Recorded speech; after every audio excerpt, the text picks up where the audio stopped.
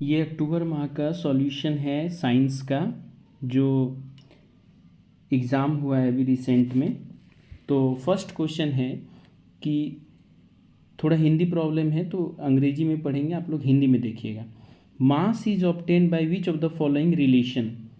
मास किससे ऑब्टेन होता है, मीन्स द्रव्यमान किससे ऑब्टेन होता है। तो एक क्लास में पढ़ाए थे कि बल बराबर होता है द्रव्यमान गुना त्वरण। बल बराबर होता है द्रव्यमान गुना त्वरण।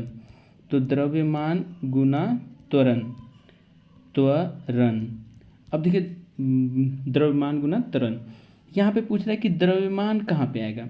तो देखिए तो किस में रिलेशन है यहाँ पे, वेग और त्वरण। क्या इसमें वेग और त्वरण आ रहा है? नहीं।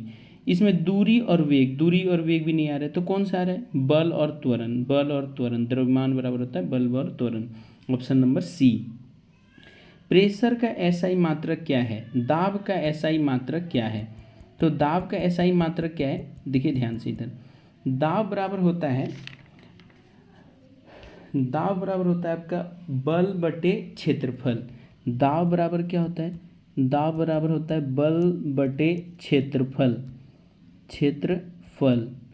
अब देखिए बल का आप लोग जानते हैं कि एसआई यूनिट क्या होता है? न्यूटन। बल का एसआई यूनिट क्या होता है बताइए? न्यूटन। बल का एसआई यूनिट क्या होता है? न्यूटन। बल का एसआई यूनिट क्या होता है? न्यूटन। बल का क्या होता है? न्यूटन। और क्षेत्रफल का क्या होता है? Metre square. तो कौन सा ये हो जाएगा आपका?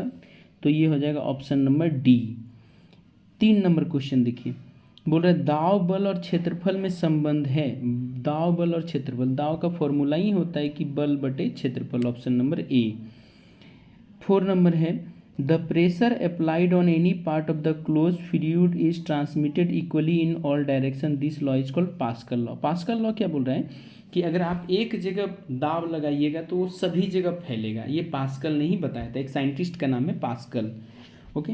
निम्नलिखित में से कौन सा कथन सत्य है? कौन सा कथन सत्य है? तो बल बराबर द्रव्यमान गुना त्वरण, क्या ये सही है? बल बराबर द्रव्यमान गुना वेग, द्रव्यमान गुना वेग होता ही नहीं है बल का फॉर्मूला, तो बी नंबर तो गलत हो गया। सी नंबर देखते हैं, संवेग बराबर द्रव्यमान गुना त्वरण। त्वरण नहीं होता है, संवेग बराबर होता है द्रव्यमान गुना वेग। डी नंबर क्या होगा? संवेग बराबर द्रव्यमान भागा, भागा तो कोई फॉर्मूला में होता ही नहीं इसमें। तो बल बराबर, यहाँ पे करेक्ट ऑप्शन क्या हो जाएगा? बल बराबर द्रव्यमान गुना त्वरण। आगे बढ़ते हैं। आगे है कि पानी का घनत्व पानी का घनत्व कितना होता है? तो पानी का घनत्व होता है 1000 किलोमीटर पर क्यूब। 1000 किलोमीटर पर क्यूब। घनत्व का एसआई मात्रक क्या होता है? देखिए यहाँ पे ही क्वेश्चन में ही बता दिया कि घनत्व का एसआई मात्रक क्या होता है। देखिए केजी पर मीटर क्यूब, खोज के मार दीजिए, केजी पर मीटर क्यूब। ये हो जाएगा ऑप्शन नंबर सी। 8 नंबर है कि चंद्रमा पर किसी वस्तु का भार पृथ्वी पर उसके भार का लगभग कितना गुना हो जाता है। तो एक चीज़ समझिए, मान लीजिए कोई आदमी पृथ्वी पे 60 केजी है, वो अगर चंद्रमा पे चला जाएगा तो 10 केजी हो जाएगा। तो कितने गुना हो गए? 1/6 केजी। तो ऑप्शन नंबर डी, 1/6 केजी। बोल रहा है which where will be the object of an greater, कहाँ पे इसका भार ग्रेटर होगा? तो ये बीच वाला, पृथ्वी के बीच वाला भाग को बोलते हैं भूमध्य रेखा, ऊपर बोलते हैं ध्रुव।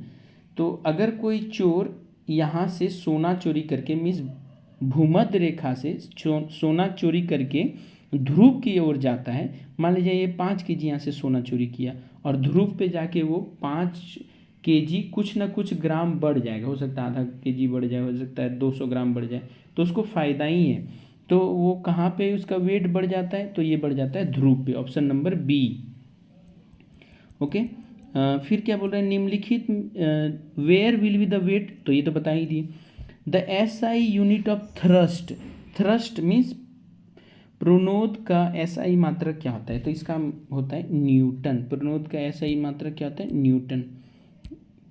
ठीक है। निम्नलिखित में से कौन सा विच of the following is a tetra atomic molecule? Tetra atomic molecule क्या है कि किसमें 4 मॉलिक्यूल है, 4 एटम है। तो यहाँ पे देखना 4 एटम किसमें है, देखिए इसमें 3 एटम है, इसमें 2 एटम है, तो ये टेट्रा मीन्स होता है 4। चार, इसमें तो 3 ही हुआ, इसमें 2 ही हुआ। इसमें देखते हैं, एक है नाइट्रोजन, दूसरा है ऑक्सीजन। ऑक्सीजन कितना है 2, नाइट्रोजन कितना है 1, तो दोनों मिला के कितना हो गया 3। तो ये तो होने वाला नहीं है क्योंकि टेट्रा पूछ रहा है। टेट्रा के लिए 4 होना चाहिए। यहाँ पे देखिए ऑक्सीजन 4 है और सल्फर 1 है, तो ये हो गया 4, option number B. Okay, which the valency of nitrogen in ammonia, बड़ा अच्छा क्वेश्चन है। अमोनिया, अमोनिया को लिखते किससे, NH3। अब ध्यान से देखिएगा, ये फॉर्मूला लिखने में आप लोगों को पढ़ाए थे हम स्कूल में। फॉर्मूला लिखने के क्रम में यहाँ पे क्या है कि इसका वैलेंसी लिखिए। नाइट्रोजन का परमाणु संख्या कितना होता है 7, अगर आप उसको तोड़िएगा तो टूटेगा 2 और 5 में, तो उसको अपने आप को मीन्स ऑक्टेट कंप्लीट करने के लिए 8वां ये करने के लिए कितने एटम का जरूरत है 3, तो उसका संयोजकता नाइट्रोजन का कितना हो जाएगा 3। हाइड्रोजन का संयोजकता कितना हो जाता है 1, तो इसको क्रॉस मल्टीप्लिकेशन करते थे, तो N का क्या हो जाएगा 1 और हाइड्रोजन का हो जाएगा क्या 3। तो यहाँ पे क्वेश्चन में क्या पूछा है कि valency of nitrogen in ammonia, nitrogen का वैलेंसी कितना है, मिस संयोजकता कितना है, तो 3 हो गया, तो ऑप्शन नंबर सी। ओके, आगे बढ़ते हैं। The atomic mass of sodium is 23, the number of moles present in 26। ये थोड़ा एक्सप्लेन करने वाला है, ठीक है, तो देख लेते हैं क्या है, फटाफट इसको बता देते हैं। अगर आप लोगों को पूरा सॉल्यूशन इसका चाहिए तो बताइएगा। 46 को कुछ नहीं कीजिए, 23 से डिवाइड कर दीजिए, तो ये कितने बार में कट जाएगा 2, तो 2 देखिए आंसर होगा ऑप्शन नंबर ए। ओके, उसके बाद है according to which scientist is the atom indivisible, means किसने कहा था कि एटम को फर्दर डिवाइड नहीं कर सकते हैं, मीन्स एटम को तोड़ नहीं सकते हैं, परमाणु को तोड़ नहीं सकते हैं, तो ये कहा था डाल्टन ने।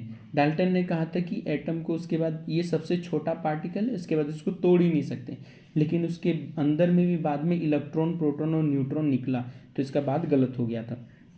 विच of the following exist as an mono atomic, mono means होता है एक। अब देखिए क्लोरीन जब भी होता है, क्लोरीन जब भी होता है, ध्यान से समझिएगा, ये होता है Cl2, तो इसमें कितने एटम हो गए 2। उसके बाद हाइड्रोजन, हाइड्रोजन जब भी होगा H2 हाइड्रोजन गैस, उसके बाद सल्फर होगा H2, और ये आर्गन होता है Ar, इसमें 2 नहीं होता है, तो बताइए कौन में एक है, तो एक किस में है आर्गन, तो आर्गन होगा इसका आंसर। ओके, उसके बाद क्या बोल रहे हैं, the molecular formula of sodium phosphate, sodium को लिखते हैं Na, फॉस्फेट को लिखते हैं PO4। अब क्लास में बताए थे कि सोडियम का संयोजकता कितना होता है 1, फॉस्फेट का कितना हो जाता है 3, फॉस्फोरस का ये तो क्रॉस मल्टीप्लिकेशन होगा, तो ये हो जाएगा Na3PO4, Na3PO4, option number D, option number D. Clear है, आगे बढ़ते हैं। और किसी को कोई डाउट होगा तो कल तो हम स्कूल आएंगे ही, तो वहाँ पे पूछ लेना है जब क्लासेस स्टार्ट होगा। Who प्रोपाउंड the law of definite proportion, law of definite proportion को बताया था प्राउस्ट ने। उसके बाद है calcium, the percentage of calcium in calcium carbonate. देखिए अगर CO3 का अगर हम लोग निकालेंगे तो कैल्शियम का 40 हो जाता है, कार्बन का 12 हो जाता है, ऑक्सीजन का 16, मीन्स परमाणु भार अगर इसको सबको जोड़ेंगे तो ये हो जाता है 100, और कैल्शियम का भार होता है 40, तो प्रतिशत निकालने के लिए 40 डिवाइडेड बाय 100 गुना 100, 100 कट जाएगा तो बच क्या जाएगा 40, तो इसमें कौन सा ऑप्शन हो जाएगा बी नंबर। इसको पूरा अच्छे से एक्सप्लेन करने के लिए कमेंट कीजिएगा या स्कूल में हमसे पूछ लीजिएगा। ओके, या कमेंट कीजिए, बाहर के अगर स्टूडेंट हो तो कमेंट कीजिए। An element A has valency 4, ए का वैलेंसी 4 है। फिर बोल रहा है the formula of its oxide will be, oxide मतलब ओ, ऑक्सीजन का वैलेंसी कितना होता है 2, हमने बताया था कि ये दोनों में कैसा रेशियो का होता है, तो 2 1 2, 2 दूनी 4, तो ये बनेगा कैसे A1 तो लिखाता नहीं, AO2 कहाँ पे है बी नंबर। ओके, आगे बढ़ते हैं।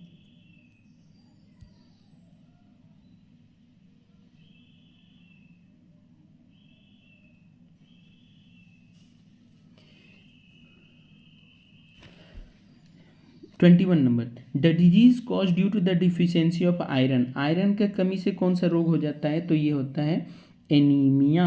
खून की कमी से कौन सा बीमारी हो जाता है, तो ये इसका नाम है एनीमिया, खून की बीमारी से एनीमिया। ये अक्सर बच्चों में हो जाता है, बच्चों में या लेडीज़ में, मीन्स महिलाओं में सबसे ज़्यादा ये बीमारी होता है एनीमिया।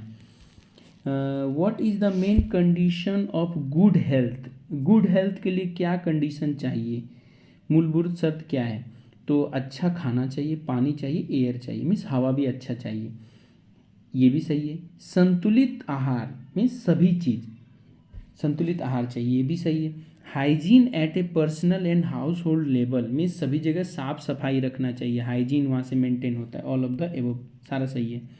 ओके, बोलता है कि मीन्स गठिया किससे रिलेटेड है, यही क्वेश्चन है। विच of the following disease is affected the joints of the body, देखिए गठिया क्या होता है, ये बूढ़ा लोग में means joints means joint means होता है जहाँ पे दो हड्डी मिलते हैं, जैसे तुम्हारा आपका हो गया घुटना, वहाँ पे दो हड्डी मिलते हैं, तो बूढ़े लोगों का गठिया में घुटने में दर्द हो जाते हैं, हाथ मोड़ने में दर्द हो जाते हैं, तो उसको बोलते हैं गठिया रोग। तो ये कौन सा ऑप्शन होगा गठिया का, तो ये आपका हो जाएगा,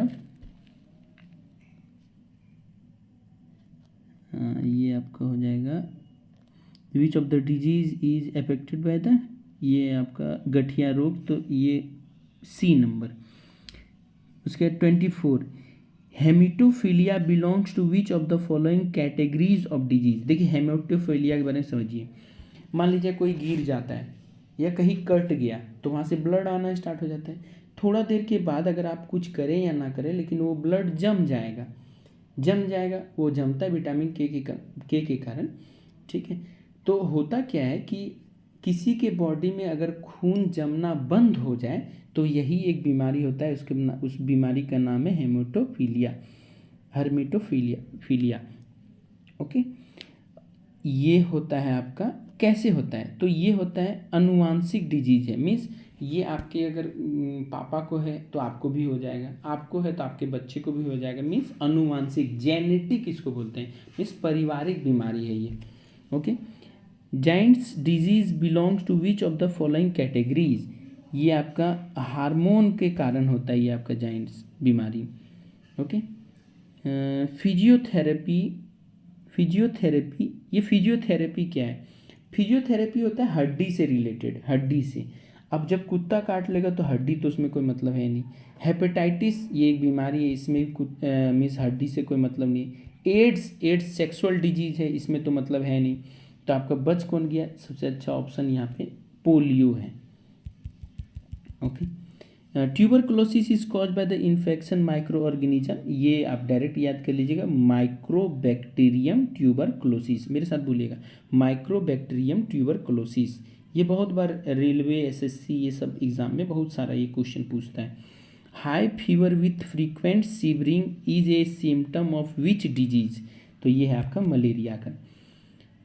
which disease can be prevented by completely staying away from the immoral sexual relation, तो सेक्सुअल रिलेशन मीन्स किसके कारण होता है ये कंप्लीटली, तो पोलियो होता है, पोलियो सेक्स से कोई मतलब है नहीं। डायरिया ये पानी से होता है, गंदा पानी पीने से।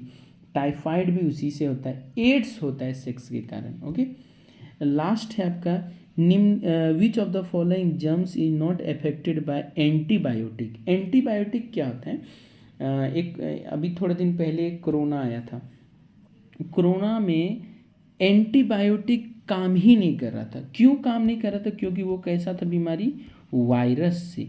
तो एंटीबायोटिक किस पे काम नहीं करता है, वायरस पे काम नहीं करता। तो ऑप्शन नंबर ए। होप आप लोगों को अच्छा लगा होगा। ठीक है, सारा कोई टिक करके सारे क्वेश्चन को याद कर लेना है और एंजॉय कीजिए। बाय बाय।